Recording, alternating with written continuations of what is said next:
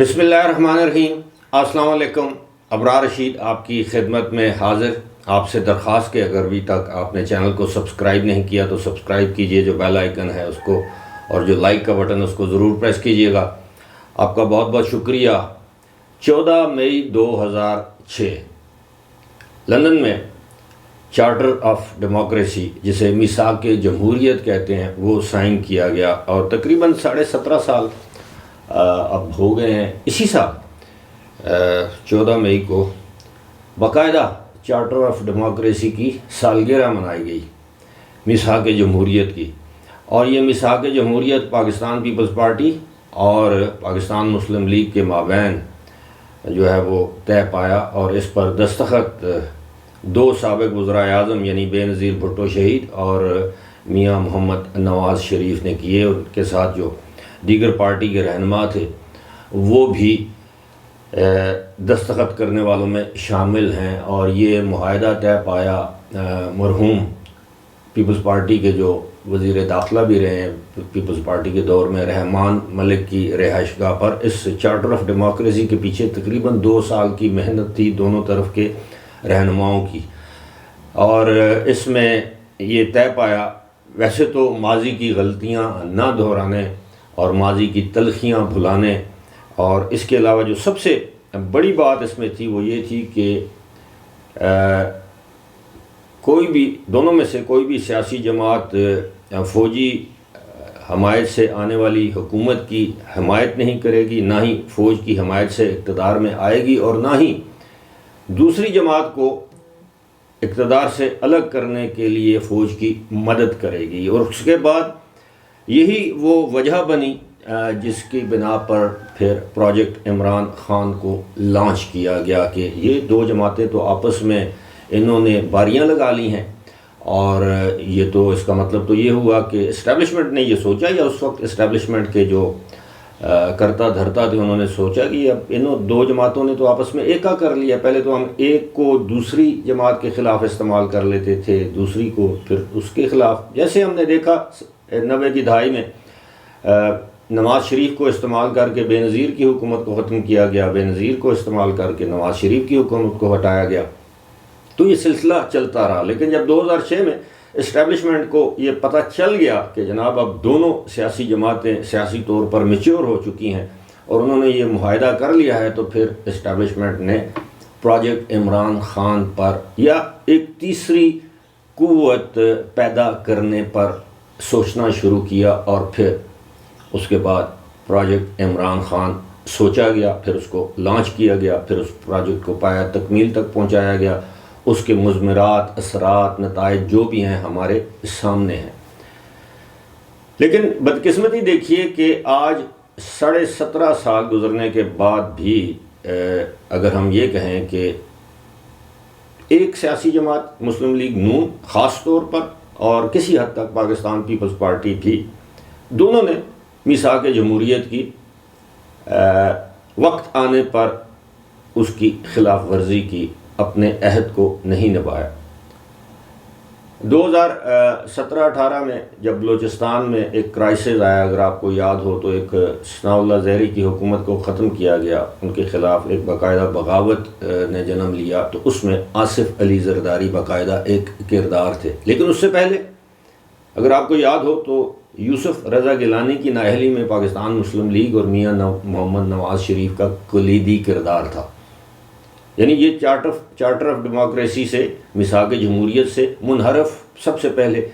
مسلم league نون یا میاں نواز شریف ہوئے، اس کے بعد آصف علی زرداری نے اپنا کام دکھایا، اور اب ایک مرتبہ پھر یہ تاثر عام ہے، یہ پرسیپشن ہے، اور کسی حد تک لوگ اس پر یقین رکھتے ہیں کہ اس وقت اسٹیبلشمنٹ کی پروردہ جماعت جو ہے وہ پاکستان مسلم لیگ نون ہے، اور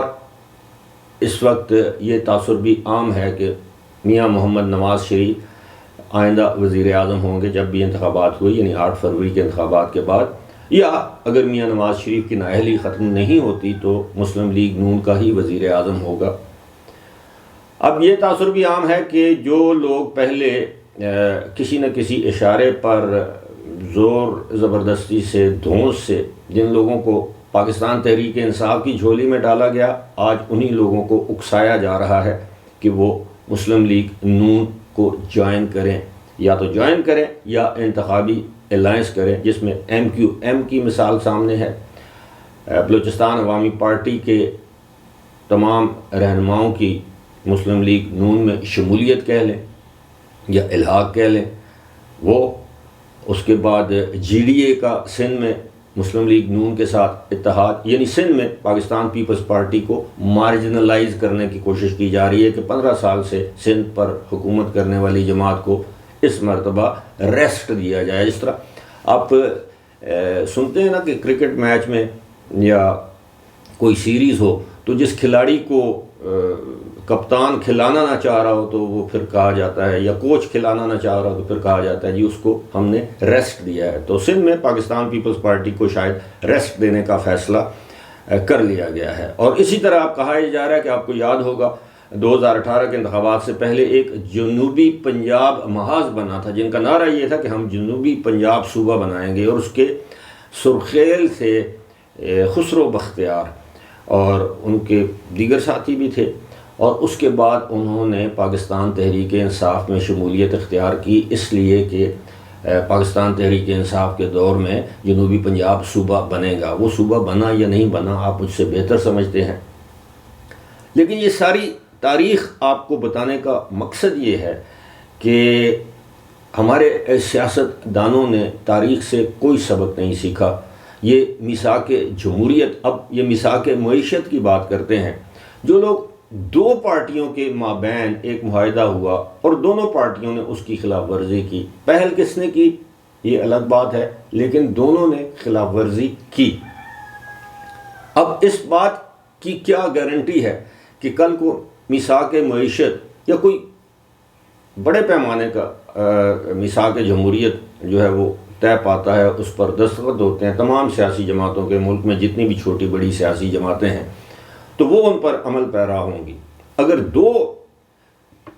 اشخاص